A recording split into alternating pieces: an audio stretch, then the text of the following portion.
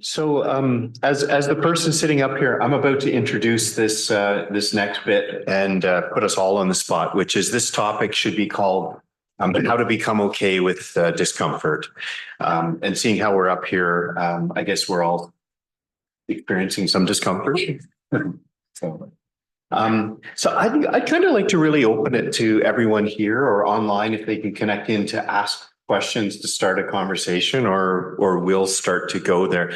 I might just start by saying, I feel discomfort in research because I am an insider outsider in both spaces. I know what my accountabilities are to institutional research practices.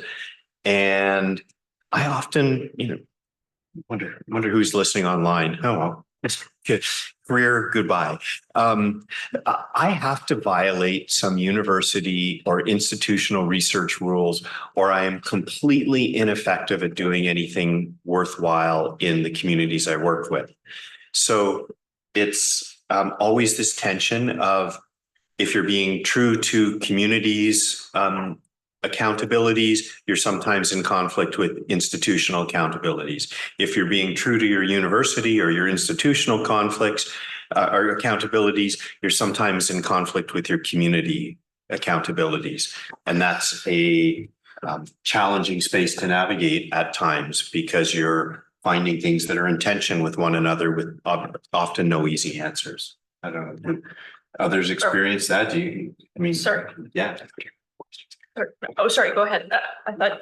Well, I'm just sort of putting it to the table to start to. So are you saying we should all express what makes us uncomfortable? Because I have an idea. I mean, maybe that's it. What's our discomfort? Maybe all of us get to talk about a bit of discomfort. Does that work for you? Okay. Sure. I just took your lead on that one. Sorry, it just came to me. So the one thing that I find consistently throughout my career, starting from when I was quite young, was I always feel like the imposter. And I think that often happens a lot, particularly as a woman. And so I think that being comfortable getting up on the stage, talking from a point of experience and honoring your experiences and your qualifications in whatever way that looks like is difficult. And I think that is something that makes me uncomfortable. Like even just earlier, Cynthia was asking me, should I read this entire bio? And I said, oh, don't read the whole thing. Just say that I'm a PhD candidate, because it's something that makes me uncomfortable, right? It's something that I want to downplay. Anyways, I'm not sure how relational that is, but it does impact my professional relationships. My supervisor, my PhD supervisor, is always telling me to stop apologizing and also own your ideas, because you don't have to apologize for your ideas. So, and I find that is something that comes out a lot in research. However, I would argue also that the fact that I'm admitting this makes me more vulnerable, and that can help build relationships in my experience in research and in life. The more vulnerable you are with a person, often, not always, it can lead to positive outcomes. And I think you were talking about that briefly earlier. And I have a story that kind of relates to my research a little bit, but also talks a bit about relationships as a whole. It's about disclosure. So I worked closely with a woman for a while, and she was lovely. She was a hard worker. We had a great professional relationship. And then she started showing up late for work, and she just wasn't as on her game. And I started to judge her, because that's, as humans, we can't put it together. We can't put the dots together. So we think she's slacking or she's not, what's going on? And eventually she sat me down and told me what had happened to her. I won't reveal it in case there's any connection to me, but it basically shone a light. Her physical health condition shone a light on why she was behaving the way she was. And her vulnerability enhanced our relationship and also enhanced my interest in that disclosure process and my own research, and ultimately helped shape my life path in some ways as well. But I think that, anyways, I'm a big proponent on understanding disclosure, the reasons we disclose, and also the results of that disclosure. And that's really key to any relationship, personal or professional. I rambled a bit, but hopefully that's.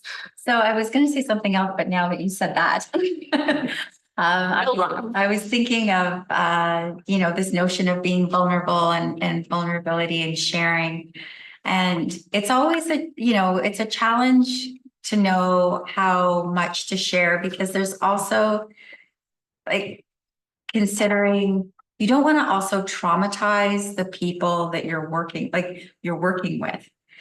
And so Where's that line? yeah, and so it's more like when I think about what I disclose about myself, it's more about, well, what am I hoping to be generative and that would actually be useful for people to know about me, or what's going on right now with me that might be impacting whatever relationship we're in. And so I think about that, because I don't want to, risk vicarious trauma to anybody. And our research team, we, again, meet every Friday, 2 to 4. And there was a point in time when my son was very, very ill, and we had to go to the Mayo Clinic to get help for him. And I was going to be attending those meetings in a hotel room, and my office was on the bed with a laundry basket turned over and my computer on it, because my husband was in the kitchen area doing his work. And so we had to, separate it. And here I am in this hotel room with a laundry basket. And I told people what was going on and the fear of, what we were going through at that time. And that felt, I think that was a point where I also felt really close to everybody, and everybody was really supportive for what we were going through. And it felt like appropriate to share that piece of what was happening in my life, and how that might be, might impact, whether or not I'm fully present. And sometimes, I'd have to jump on a call because the doctor was calling us, or, so I didn't want people to think I was distracted, or, I was on vacation or anything like that, and didn't want to be there. It was just, that point. And so, but it is something like that I think was also special about that team, because I did feel like I could disclose. There are other teams that I work with that I probably wouldn't. I might keep my camera off or something, I might, I'm here, but my internet's bad or something like that. Like, I don't know, I'd probably use an excuse. But for that kind of relational work, you do feel like you have to be present. And if you're not potentially going to be present, it matters that you are authentic in where you are at that point. It's like when we talk about reciprocity in a relationship, it's tough when you say, well, I am not present in this relationship because I'm objective, I'm removed from it, I'm just observing. And then you ask other people, but I want you to be really invested in this relationship.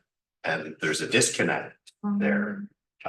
Relationships are two-way streets. And I think when we talk reciprocity, we don't mean in a transactional way, but you both bring something to that. And that's, again, a bit of a tension with how a lot of academic research is framed, which is the researcher is outside of that. But that's not really true. We're in a relationship that we might be dipping a toe into, rather than where's the commitment. Mm-hmm. I don't pretend that in every research space you need that same relationality, but there's lots of places, and particularly I think when you're in a space where the world is framed, the worldview is different, where how you see the world, how you exist and relate in it is profoundly different. If you're a researcher coming from a different worldview, you really risk either mischaracterizing things or not seeing where you're not framing things properly. I do think that the more the more depth to the relationship, the likelier you can have the conversations that help bring context to it. What does that look like? So I guess it looks like different things. I just joined the stage here just to help facilitate any questions. So anyone from the audience, please put your hand up, and I'm happy to sort of pass them along. And I'm also happy to read from the sort of those online. If you have any questions, please post them as well. I am Robert Paul and one of the organizers of the event, so I'm just here to also help facilitate. And if I could just ask a simple question just to start off. We've been sort of having a panel today speaking about the importance of relationships and some of the challenges around it. I'm just going to ask a basic researcher question of how does this help productivity? Does it help? Have you noticed this? Can you guys speak a little bit about how this, maybe you've talked about how it changes the questions you could ask, but how about productivity? Well, maybe let's define productivity. So when I start out, there's some really good, if I just even, let's forget commercial tobacco. For all of the resources invested in health research done on Indigenous people, there is no compelling evidence that health outcomes have been altered. So what's the productivity? We've invested resources, money, people publish papers. And as my communities say, people run away. They ask us 100 questions. They think they understand us. They write papers about it and they wonder why nothing changes because they didn't ask the right question. So I think productivity is probably a challenging term because producing lots of stuff that has no value may not be worthwhile at all. So that's the piece is if I may produce less papers or less whatever academic output we're thinking of, but if it's not meaningful to the people who are the research partners, so arguably, if you're doing research, that should be relevant to the people who are participating in the research. And if we're not changing anything, what are we really doing? So that's the productivity piece I have a challenge with is who measures productivity and what does it mean? And if it doesn't mean that our outcome, we do health research presumably because we want to improve health outcomes. And if we're not improving health outcomes, then what's the point of all the productivity in the world? So I think maybe our definition of productivity needs to be refined somewhat. So I agree. The notion of productivity probably should be redefined. But I can give you two examples. One is thinking about metrics, and you both alluded to this as well. Are we measuring even the right thing? Or are we measuring things that are important to people? And so again, with this group, we were able to get a CIHR Cafe Scientifique grant. It's not a lot of money, but it's a little bit of money. And we're meeting on Wednesday and Thursday of this week. We're bringing in a group of national subject matter experts to talk about creating metrics for all recovery colleges across Canada that we all measure together to see whether or not we could come up with a united voice and again have support one another in making sure that our recovery colleges stay healthy and afloat and well funded. And this took a 18-month process to even get to the point because we met again with the community of practice of recovery colleges across Canada. We talked about evaluation, we talked about metrics, what are metrics, why do we do it, who is it for, and we decided to pilot two metrics that we're all going to be measuring. One was something that was important to community members, and the other one was going to be something that we had to do for funding agencies. And we're piloting to even see whether or not we can collect this together as a whole. And they were generated from the community. So that is, that we did this all together. So we had no idea what the two metrics were going to be or anything like that. And so our Cafe Scientifique this week is to come together and see, okay, so we've picked our metrics. How do we implement this now across all of and how do we support each other in the implementation? And what's the report going to look like? And how often, where's the data going to be held and all this kind of stuff that we have to answer. But the second one about productivity, and this is again, thinking of traditional research productivity. We had told CIHR we were going to publish 2 papers, one on the scoping review, one on the interviews that we did. And again, during the process, I was very worried we weren't going to be able to fulfill what we had promised. But not only did we write the 2 papers, but we've written 5 more since then. And if you were to ask me how on earth that happened, this is like a small catalyst grant. And we've got 7 papers from it. It's mind-blowing. And it's because everybody felt so invested. And everybody felt ownership. And again, we talked about what is a publication? What does it mean? What are journals like? You know, what do we go through when we have to publish a paper? What is rejection like? What are the journals that we want to publish in? Like, we did everything together, and then so we had team members who had never, thought ever that they would be, leading an academic article saying, "Oh, I saw this article and." The Lancet or whatever. What about us? We could write something like this. And we're like, yeah, we can. And we did that. Like, we did it. We did it together. And that was part of our Friday meetings. We did a Google Docs and we all turned our camera off. Like, we do our check-ins, we do things like that. And then we would write together. And everyone, you'd see the Google Doc just getting written and things erased and track changes everywhere. And we did that together, and we did that with 7 manuscripts. So we even were very productive. And the one thing that I would say is that we also paid attention to how people felt, because sometimes when we were writing, it's a slog. It can be like, you don't feel very creative sometimes, and you just feel like, why am I doing this? And so we stopped, and then we do something else. So someone, if someone said, oh, I can't do this. This is really boring. We wrote poetry. We wrote a song. And then we also were able to do like a rich image where we had a little bit of extra money. So we hired a graphic designer to come in and watch us in action. And they developed this like graphic design for us. And so we did those kinds of things in between, just to pay attention to, it's okay to take a break.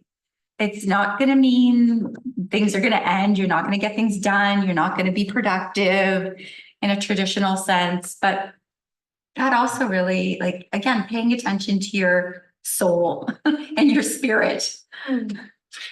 I might add another piece about productivity, and I'll redefine it a bit.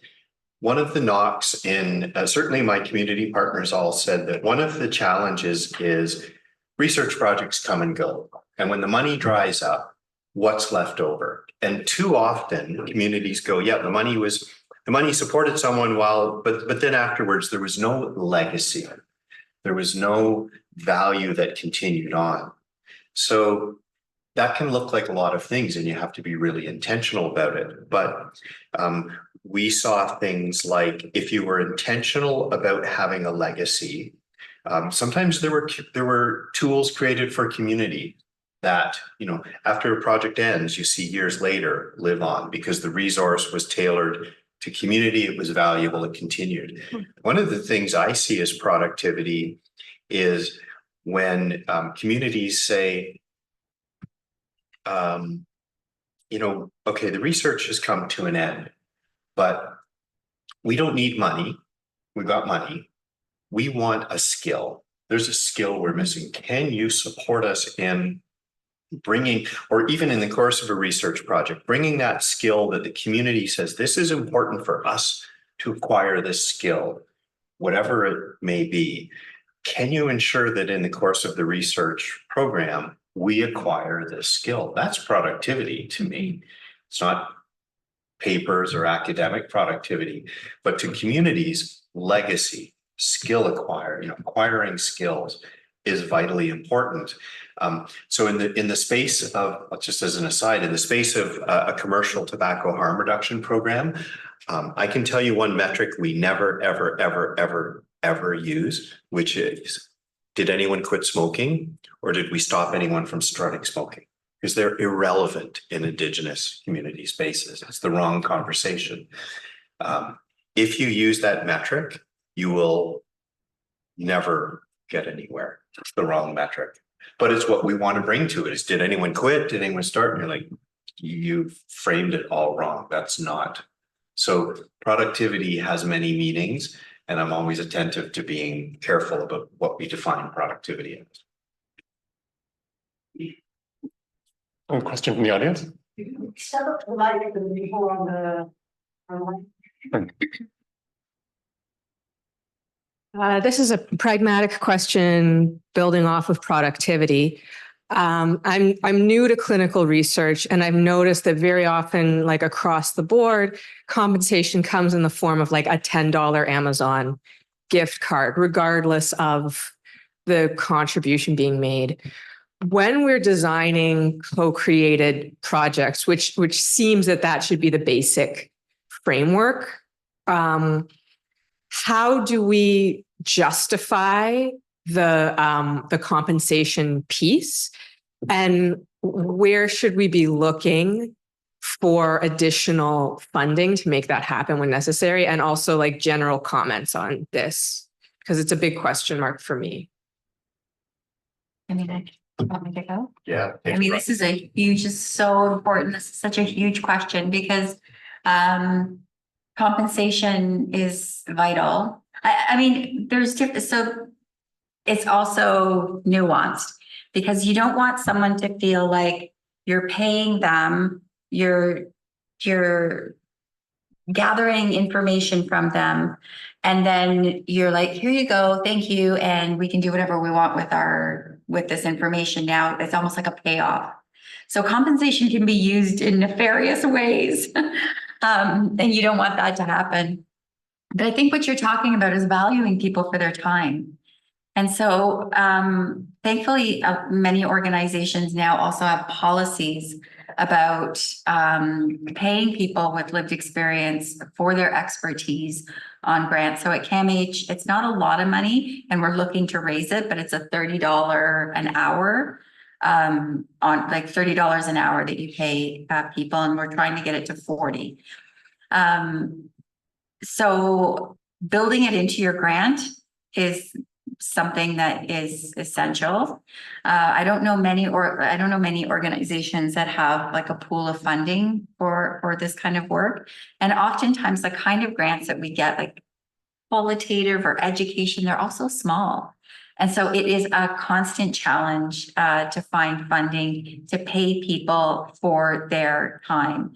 But it is an ethical imperative. Other ways that we've found, so there was once, now again, I feel so fortunate that with this inaugural chair, there's funding. I don't have to worry about that anymore. But I certainly had to really worry about that before. And we actually wrote a paper on it because we didn't have money. We had money for 2 meetings. That was it. Well, you can't write a paper together, in a 4-hour stint. And we wrote about sort of the ethics of this and how we went about it.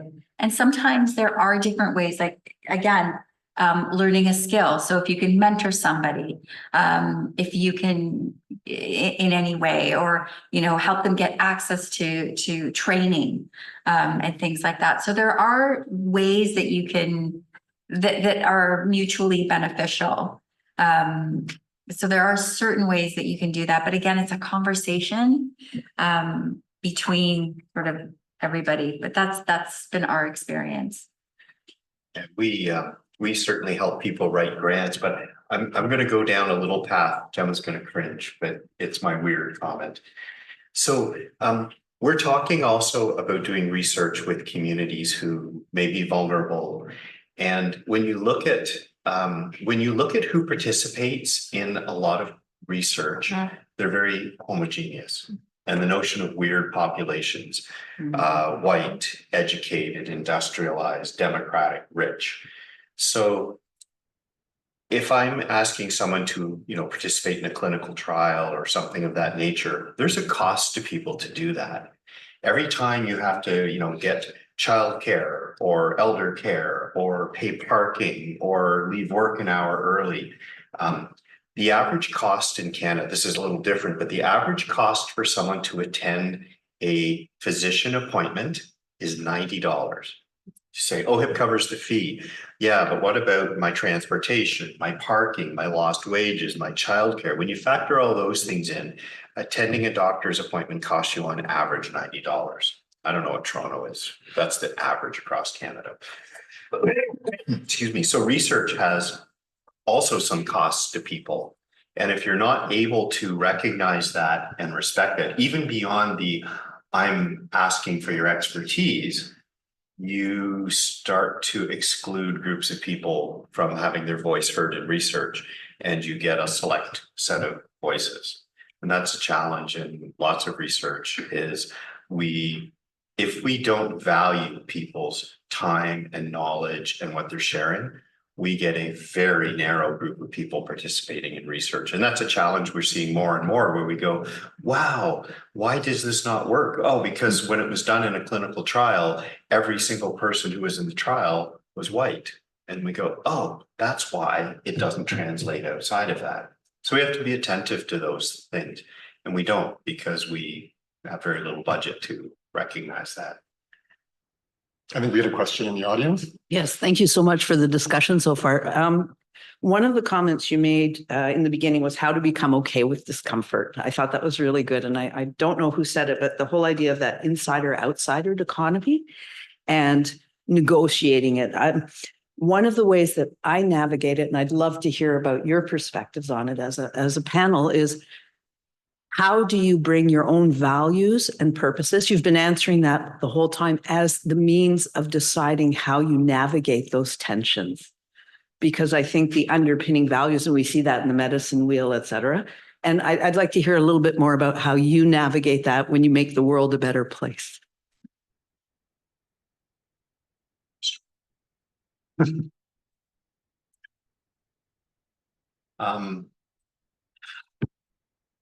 I think it probably goes back to remaining really grounded in whatever your couple of core values are.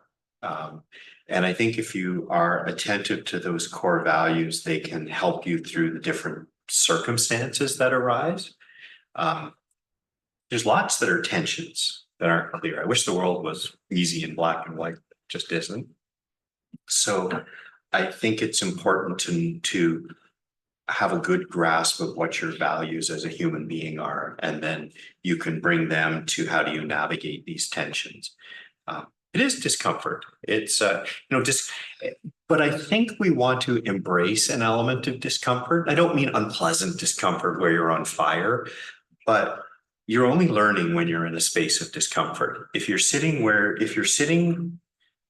comfortably. If you're sitting comfortably, you're not challenging yourself, you're not learning. I'm someone who gets bored when I'm off a learning curve. So I want to have a learning curve somewhere in my life always. That means discomfort.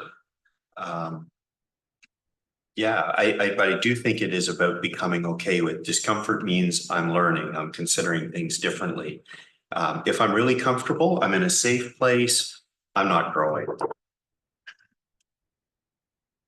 So I think it's partly staying true to your values, but it's also being okay with making mistakes and learning from them. We're so often very aware of our, I don't want to say the wrong thing. I don't want to do the wrong thing. I don't want to upset anyone. But sometimes when you make that fumble, you learn from it and it actually sticks with you more than anything, especially if you're rooted in the values where you are wanting to make the world a better place and make people, feel comfortable and, so forth. Yeah. I mean, I also think I used to, when I had a big team under me, people would always ask me what my leadership style was because it was, what kind of leader are you?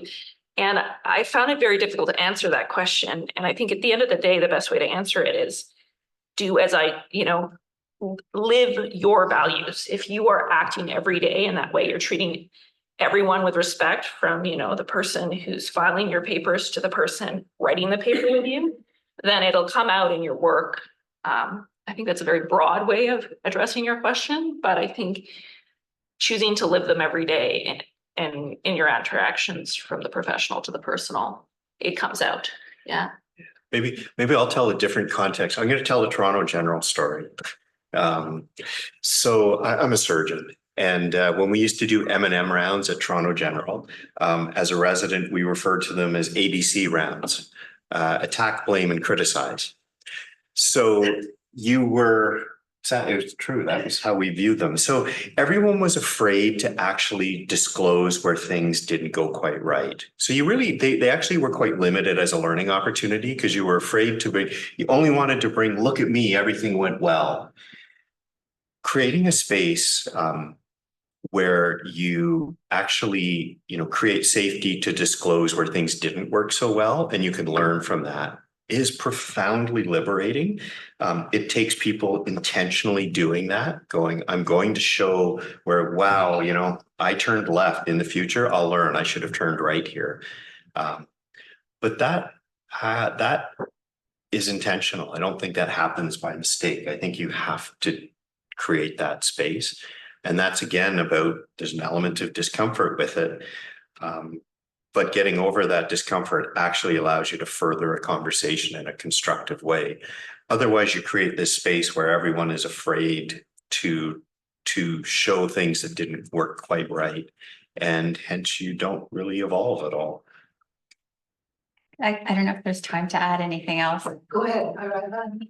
Yeah, okay. So it's such a good question. I am very explicit about my worldview. And I know that there are many different ways of going about advocacy, let's say, or making the world a better place. And I admire everybody who brings in their own way of doing things. I feel like I'm most impactful when I work within a system and I try and influence that system. I have colleagues who would not agree with me, who would say, no, you're just perpetuating the status quo. You're not, because I'm happy with little changes. Like, I do feel that I've been most impactful when I've been able to be part of it. And so there's just this, being very self-reflective and understanding that there are many different ways to impact a system or to live with the discomfort. But I do live with that discomfort of, am I perpetuating the status quo, or am I trying to work within a system to make it better? And again, knowing that is sort of the path that I've chosen, and just, again, talking about it, sometimes questioning it, sometimes saying, am I thinking too institutionally? Tell me, set me straight. But that is something that that we grapple with, but it is that worldview. Like, I hope that's helpful. Is there anyone online? I wouldn't want to get ahead of them. No, I've been just watching. There's no question right now. There's one individual, but question's been answered. So thank you, all of you, for modeling, actually enjoying and playing within the discomfort and finding ways to use that to further your thinking, your research, all of those sorts of things. And my question relates to how supporting students and more junior people I work with. Like, I'm at a stage in my career where I can make those decisions myself. I don't need the productivity. I don't need the promotion. I don't need those things.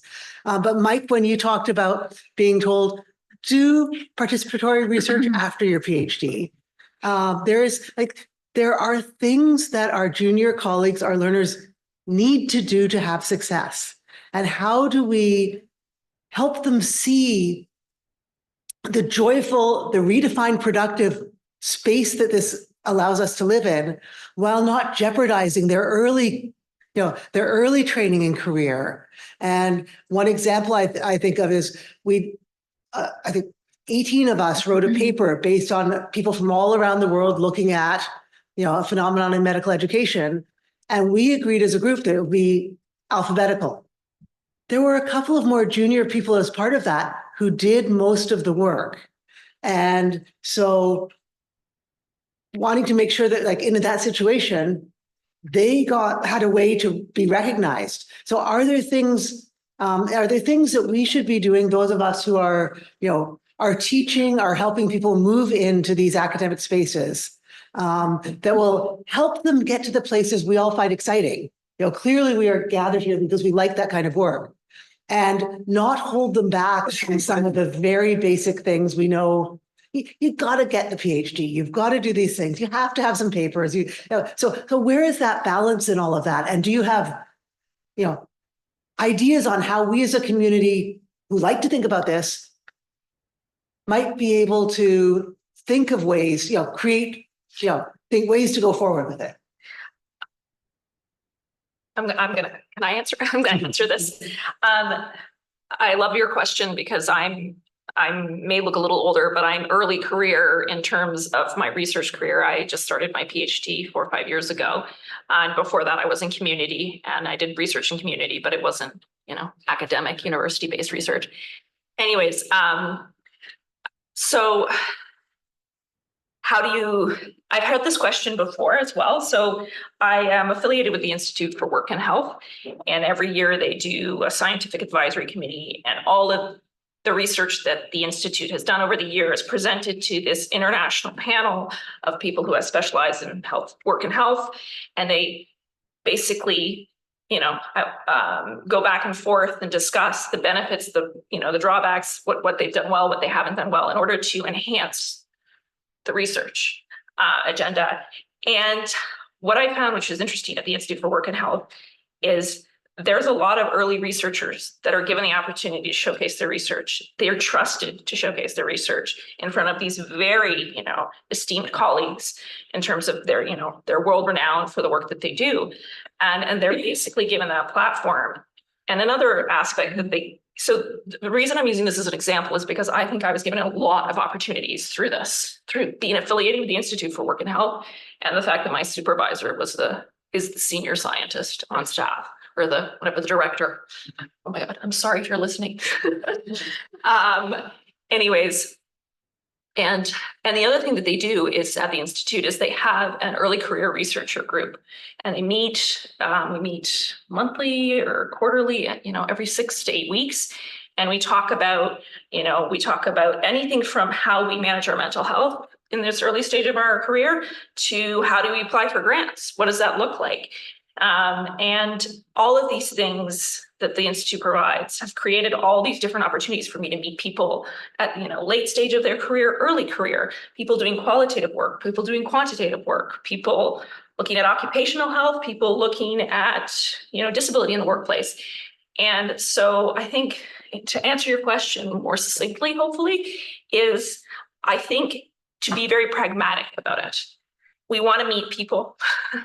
We want to be connected to what work is being done. And we want a platform to voice our ideas about the future of research. Because I do think that when you haven't been involved in it for 2 or 3 decades, or even 10 years, you come with a different perspective. That means sometimes you're wrong. In fact, it means you're wrong a lot of the time. But it also means you sometimes have a new lens on something, which is what is fascinating to hear people talk about. So I hope that kind of addresses the question, but I feel like pragmatic, actual events and groups and opportunities is what really gives us the opportunity moving forward, and honoring and also allowing us to make mistakes and not allow us to hinder our careers. I hope that helps answer it. Yeah. Yeah, I think the only thing I would add to is on a more structural level is maybe advocating for or helping people write their CVs, like when you're writing your dossier, because sometimes, for example, I might get called upon for my qualitative research expertise. And I'm not going to be first author or last author on such a paper, but I've contributed methodologically. And the work wouldn't have gotten done if I hadn't contributed methodologically. And so there are times when I will point out in my dossier when that's happened. Like sometimes I'm just a co-author, did just about as much as everybody else. But if there are times when I've actually like done more work, I will say there are some papers where I have methodological expertise and this is where it came in. Or I will say, this is a community-based project and this was a decision of the community and we are all co-authors or this group, like there are ways to kind of show your leadership by actually stepping back and allowing space for other people to grow. And I think that's just, you have to build that into the narrative to teach people who don't do this kind of work what it could look like. I think the challenge gets even more pointed when you're talking about research, either Indigenous researchers or with Indigenous community. So I have a lot of privilege in that I already have a career. I chose to do another graduate degree, not because I want more letters, because they don't make a bit of difference, because I want to learn a new skill set. For fun. Fun, yeah.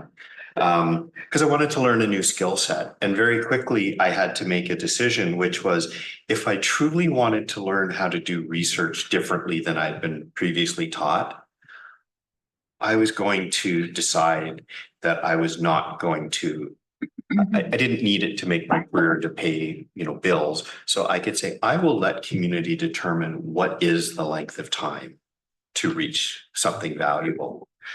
By doing that, I'm clearly drift outside of what people's typical timelines would be. So if you're driven by, I need to hit institutional milestones to get to this, you're already in a tension. How do I respect my community? How do I respect my beliefs, how I see the world?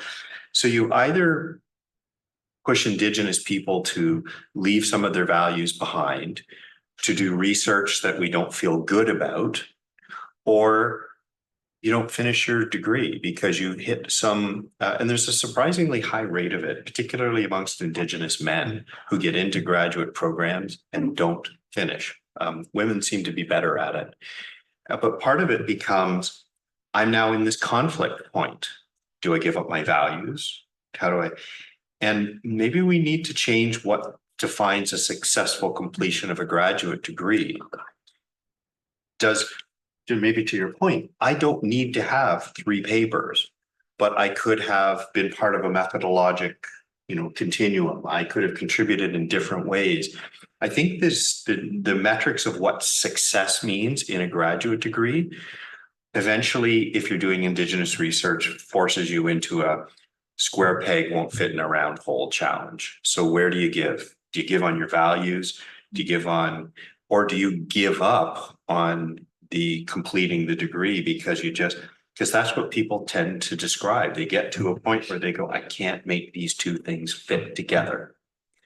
I give up my values or I give up the degree, but together there's a conflict. And that is problematic. So if I can just follow up, thank you, all of you so much. But Mike, I think, do those of us in academia, I think many people would feel, oh, if my grad student doesn't get their degree, that's a failure. Do we need to rethink those in the academic community? That's a really good thing. Your things went in a different direction. Your degree is not the most important thing. And are there ways that can be valued by academic communities and in supporting people, whatever careers, jobs, journeys they are on? Because that's something I don't think I've often seen people say, and what a good thing it is I dropped my doctorate. I wonder if it's also about trying to advocate to value relational research. It's different. It's different when you do relational research. And, maybe there are different ways to measure success when you're doing relational research that would maybe prevent some people from dropping off. Because then if the things that were valued were relational and counted, then maybe they wouldn't have to compromise their values to do it.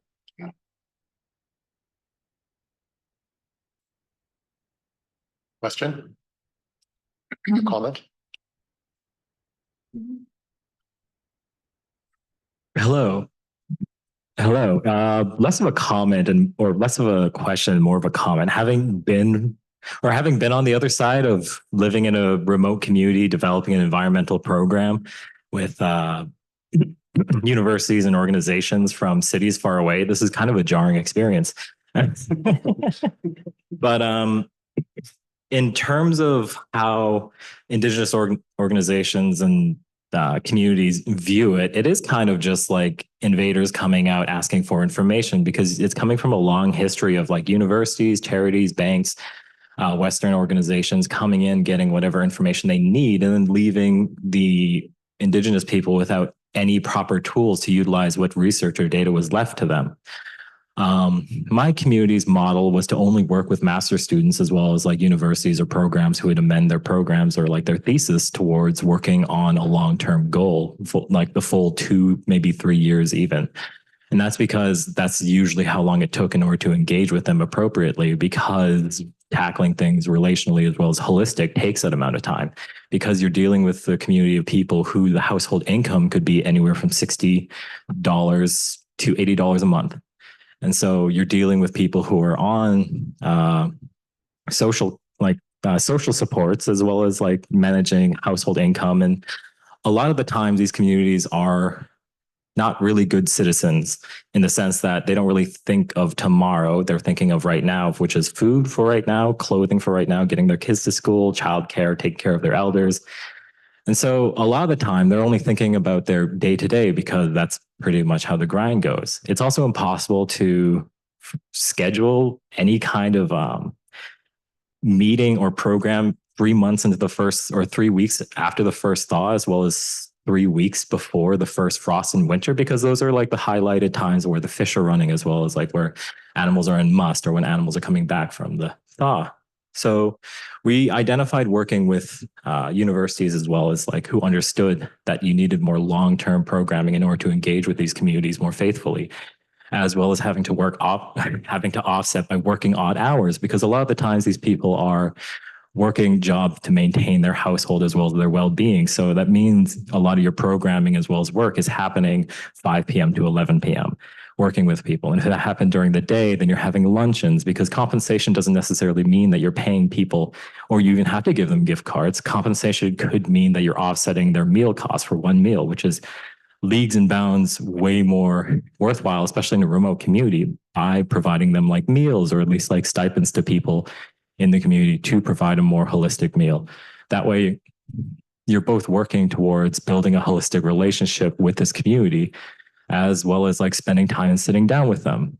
It's hard to sit down with people who are after your traditional knowledge, who won't even sit down and share a meal with you. And also, compensation doesn't actually have to be even just that. A lot of the organizations I work with in my time as a community planner and builder was not to get honorarium for community members, but to have them fund certification courses, as well as like any training that the community would need, like advanced wilderness first aid, marine vessel operators, small vessel operators, chainsaw safety, anything that the community would need at the time in order to raise the household income from a little bit. And that is a huge amount of buy-in for hosting a 2-day workshop for $2,000 and then getting half the community at least certified in something that would raise their household income. Working dynamically with the community doesn't necessarily mean that you have to worry about how much money you're putting in their wallets, when you can put much more value into their time, as well as like how you relate to them. So yeah, it took a lot of time, and it took about 1.2 years of my experience, because you're building those relations and you're also building the data set. The environmental program that I worked in, the NDAs are still active, so I can't just specific details, but what we identified for my community's specific environmental program was that you can't get one specific data set to showcase what an environment looks like. You can only all you're doing is getting one data set for what a river looks like, one data set for how much animals are in your environment. So we had to build from the ground up an entire holistic environmental program that captured, I think the last time it was there was 322 data sets. And then measuring that over time, as well as like having a handful of different partnerships with other organizations like Mackenzie Data Stream, Cabin, which is a Canadian quad benthic invertebrate network, and kind of just marrying all those together in order to get a more complete picture of what an environment looks like. So a lot of the time, the master's program is going to look like a huge mess at the beginning because it takes a lot of time in order to identify which data sets would best support it. Because you're not just, the community is not interested in one specific data set. It's interested in all the things that it relates to from the ground up to its end in order for the community to be able to properly utilize that. And that takes time as well as more expansive research into everything around it, which from my experience makes it really annoying to work with master's students because they're usually only after one thing, right? But yeah, again, it's really jarring to see it from the academic side of it, but also kind of like super interesting and no doubt illuminating. Thank you so much. There is a question online that sort of picks up on that. Thank you so much. That this individual was asking, first of all, commenting on an outstanding session. Researchers don't necessarily have a clear understanding how to sort of do this, to do participatory research, and that the funding models don't necessarily support this. So a very pragmatic question. Any suggestions how we could change the funding model so that length of time, the breadth of the data sets, this research can be done? What would you suggest? Well, I think a couple things. I think the timelines are a problem. I repeatedly hear from community that the timelines push you towards short and less deep relationships. So I think I think foundationally funding models need to change. So I'm going to flip it to a little slightly different space in the notion of often we talk about information, sharing information, and we're very transactional. I'm going to fire 800 points at you. And what it turns out is when you don't really, what you really care about is a flow of meaning between people. And if you don't have much of a relationship, the ability to extract meaning from this, I'm firing 800 data points at you is actually somewhat limited. You miss context, you miss nuance, you miss many of the things that are built into it. So I would argue that if you privilege building relationships as a standalone entity, as an important piece of it, excuse me, the transactional piece, which is what's meaning, you actually do a better job of that. We measure productivity sometimes in ways that don't really tell us of whether we've actually had an understanding or a sharing of meaning. I mean, I just think that inherently our short cycles of funding preclude some of the work that's really meaningful. So whether it's longer term structures, and I don't know that has to be in every workspace, but I think in lots of research spaces, that's critical to doing good work, is having a longer cycle that doesn't look and say, well, after year 2, how many papers did you produce, or how many this is, what are different values that we can, consider along a longer research continuum. I find that's just one that we have to change if we're going to do things differently. I've also, I also heard you talk about as well, maybe this is a bit of a pipe dream, but having the center of power around where the money and the research direction goes sit with community, as opposed to the university or the student or the PI. Yeah, if I was going to build an optimal, at least in an Indigenous space of research, because we want to do research. We've survived for thousands upon thousands of years because we learn and we adapt. And one of the tenets of Indigenous knowledge is that it's adaptable. I would flip it and say, if we want to have the priorities of community privileged, we need to actually flow funding resources to communities and let them say, this is our priority. This is what our community sees as an important. Now, they may then say, well, hold on, I don't have the skill set within my community to do this, but that's the same as a homeowner. I'm not an electrician. And because I don't want to cook myself, I'm going to hire someone who does have that skill set to come. But I identify that I have an electrical problem, and that's what's important, and that's my focus. So I will hire someone with that expertise to support me in that. And I think research within, certainly lots of communities should be similar. The community should identify the priorities. And that gives, once you have the funding, you have some power to say, I would like to partner with this researcher or this organization who has skill sets that are relevant. I think when you flip that, you start to get also a little closer to a valuable place. Yeah, the only thing I would add is until we get to, better places where we have longer timelines, I think persistence, again, building trust and being in it for the long haul.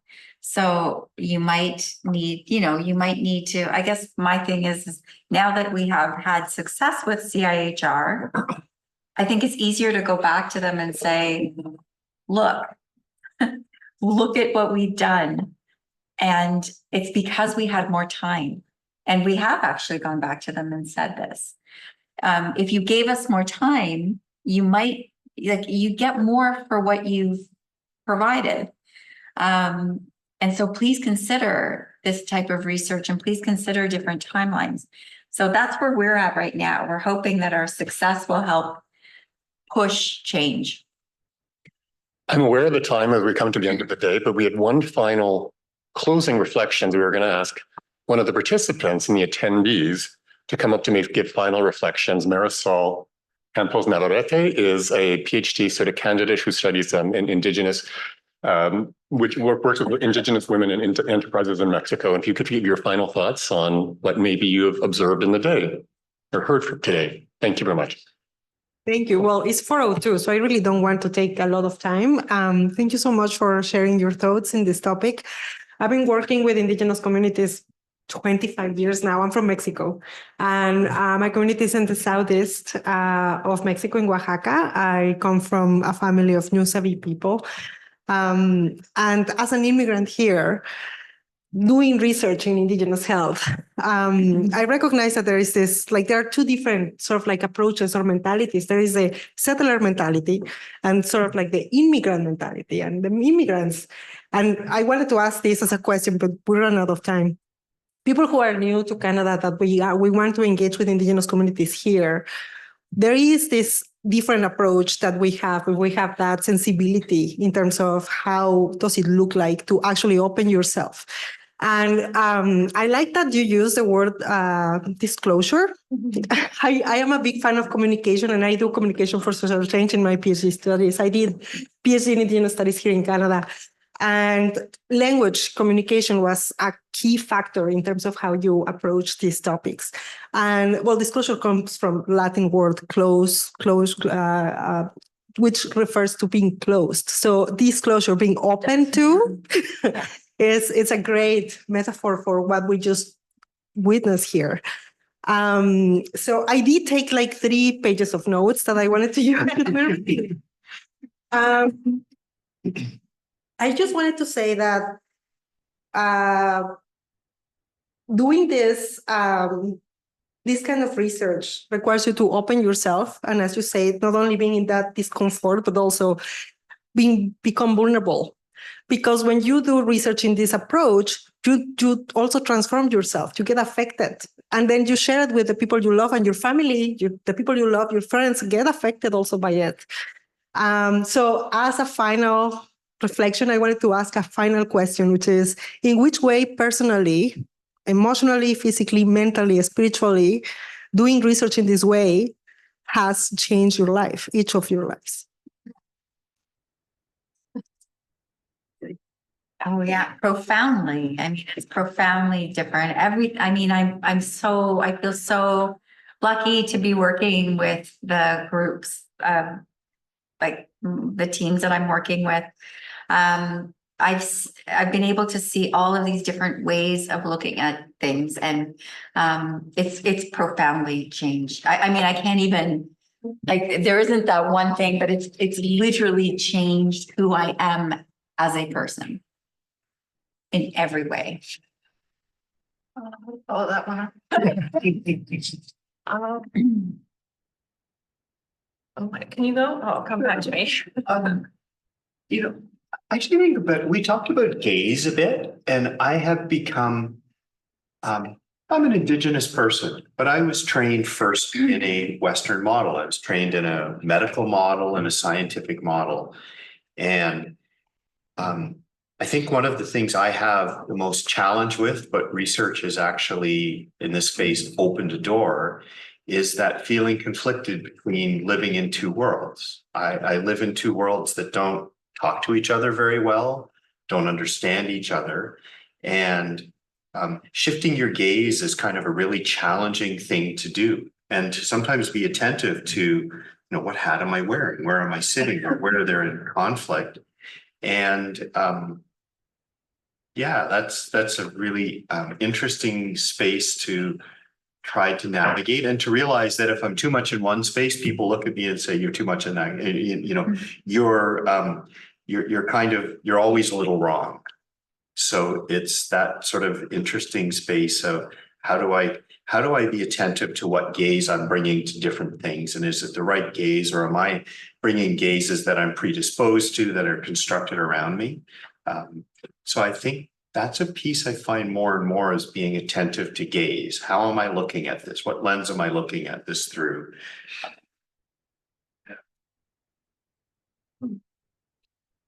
So I'll tell a little bit of my life story to answer this question. So about 10 years ago, I was working in community and I wanted to go back to do my master's in public health because I wanted to further my career. I'm going to be honest, that was the primary reason I went back to do my master's. I was always interested in learning. I'm a lifelong learner, but I wanted to enhance my career. I had no intent of doing a PhD. But when I was doing my master's, I met a fine, slightly older gentleman who changed my life. and I think he's, he's become the most important relationship in my life. And so relationships can change you, I think, fundamentally. And he shifted how I saw the world, how I saw myself, and how I saw research fundamentally. He wasn't just my husband or my boyfriend and then husband, he was my mentor. And that changed the course of my life. So I think you never know when a relationship will change the course of your life, I think, is what I would say. Thank you. Well, if you allow me a little bit of a contribution here, my research was made I've been working with this same community for 20 years, and I work in indicators and metrics in terms of what is a successful project with Indigenous communities. And one of the most successful one was people were having fun while we were doing work. So that's why they coming back. We came in that age. So in that aspect, becoming personal in your research and allowing yourself to engage meaningfully in a way that actually affects your mood, like you open yourself, you do this disclosure to get affected by it, was a very important part of doing this approach, that we were doing it right, was people were having fun, so they came coming back. So I just wanted to share that as a little bit of contribution. And I think it also is reflective of what you have said in terms of how has changed your life and how also you changed the life of others. So thank you so much. And thank you for allowing me to speak in the last 4 minutes after hours. Thank you very much. Thank you to the attendees. And thank you very much to our sort of speakers today for their sort of very rich contribution to this discussion and the importance of relationships. Focus on it in doing research. Thank you so much. Please come again.